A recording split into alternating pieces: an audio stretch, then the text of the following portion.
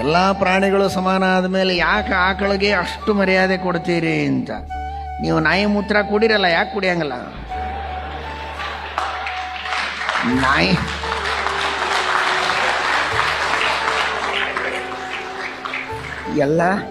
ಎಲ್ಲ ಪ್ರಾಣಿಗಳು ಸಮಾನ ಆದಾಗ ಬೇರೆ ಬೇರೆ ಪ್ರಾಣಿಗಳ ಮೂತ್ರ ಮಲ ತಿನ್ರಿ. ಅದನ್ನು ನೋಡಿದ ಕೂಡಲೇ ನೀವು ಯಾಕೆ ಮುಖ ತಿರುಗಿಸ್ಕೊಂಡು ಹೋಗ್ತೀರಿ? ಬರೀ ಭಾವನೆಯಿಂದ ಅಲ್ಲ, ಟೆಸ್ಟ್ ಮಾಡಿ ನೋಡ್ರಲ್ಲ.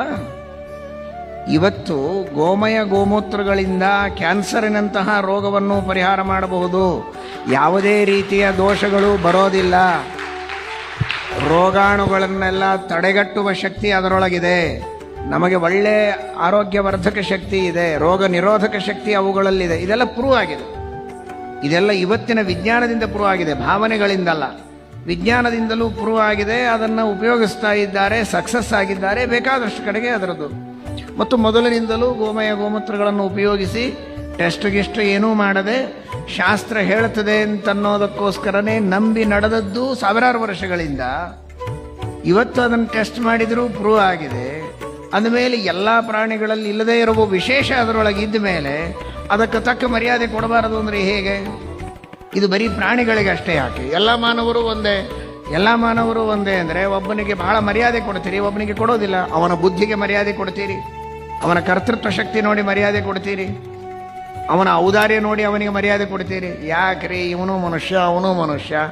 ಮನುಷ್ಯ ಅಂದರೆ ಮನುಷ್ಯ ಹೌದು, ಆದರೆ ಇಬ್ಬರೂ ಮನುಷ್ಯರಾದರೂ ಅವನಲ್ಲಿ ಇಲ್ಲದೇ ಇದ್ದ ಸಾವಿರ ಕ್ವಾಲಿಟಿಗಳು ಇವನಲ್ಲಿದೆ ಅಲ್ಲ ಅನ್ನೋದಕ್ಕೆ ಇವನಿಗೆ ಮರ್ಯಾದೆ ಕೊಡ್ತೀರೋ ಇಲ್ವೋ? ಆ ತರಹ ಬೇರೆ ಪ್ರಾಣಿಗಳಲ್ಲಿ ಇಲ್ಲದೇ ಇರುವಂತಹ ವಿಶೇಷ ಗೋವುಗಳಲ್ಲಿ ಇದ್ದದ್ದರಿಂದ ಅದಕ್ಕೆ ನಾವು ಮರ್ಯಾದೆ ಕೊಡ್ತಾ ಇರೋದು ಒಂದು. ಇದರರ್ಥ ಬೇರೆ ಪ್ರಾಣಿಗಳ ದ್ವೇಷ ಮಾಡ್ರಿ ಅಂತ ನಾವು ಹೇಳಿದ್ದೀವ? ಯಾವ ಪ್ರಾಣಿಗಳನ್ನು ದ್ವೇಷ ಮಾಡ್ರಿ ಅಂತ ಹೇಳಿಲ್ಲಲ್ಲ. ಎಲ್ಲ ಪ್ರಾಣಿಗಳನ್ನು ಸಾಕಿರಿ ಅನ್ನೋ ಶಬ್ದಕ್ಕೆ ತೊಡೆ ಮೇಲೆ ಕೂಡಿಸ್ಕೊಳ್ರಿ ಅಂತ ಅರ್ಥ ಅಲ್ಲ. ಎಲ್ಲ ಪ್ರಾಣಿಗಳಿಗೂ ಆಹಾರವನ್ನು ನೀಡಬೇಕು. ಆದ್ದರಿಂದ ಸರ್ವಥಾ ಯಾವ ಪ್ರಾಣಿಗಳಿಗೆ ದ್ವೇಷ ಅಥವಾ ಎಲ್ಲ ಪ್ರಾಣಿಗಳ ಹಿಂಸೆ ಮಾಡಿಬಿಡ್ರಿ, ಕೊಂದು ಬಿಡ್ರಿ, ಸರ್ವಥಾ ಅಲ್ಲ. ನೀವು ಬರೀ ಗೋಗಷ್ಟೇ ನಾವು ಮಹತ್ವ ಕೊಟ್ಟಿದ್ದೀವಿ ಅಂತ ತಿಳ್ಕೊಂಡಿದ್ದೀವಿ. ಯಾಕೆ ಅಂದರೆ you didn't go through our shastras. You go through our shastras, you can understand everything.